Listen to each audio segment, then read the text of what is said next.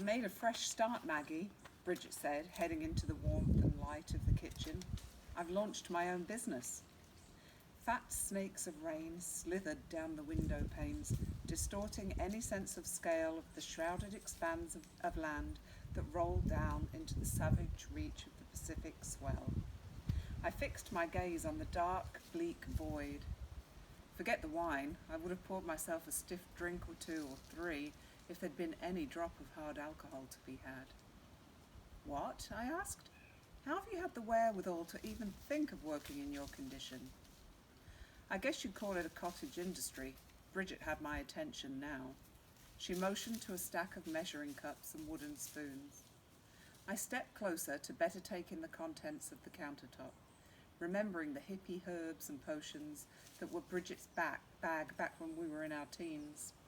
She'd spent hours experimenting with and concocting her colourful natural remedies and beauty products, driven in large part by our geographic isolation and coupled with a lack of money in the home healthcare department, or any department for that matter. Besides, we all have the natural ingredients at hand in our abundant shoreline ecosystem, and we know where to look. Granny had passed her people's pioneer cures down to Mom and, in turn, to Bridget, more than me, when she showed considerable interest in it early on. We'd never seen such a thing as store-bought cough syrup or an anti-itch cream as kids. We drank baking soda in water for indigestion, rubbed salt water on mosquito bites, dabbed cider vinegar and honey cures, cobwebs on scratches. You're cooking with cannabis? Damned well if I say so myself, she said, jutting her chin out.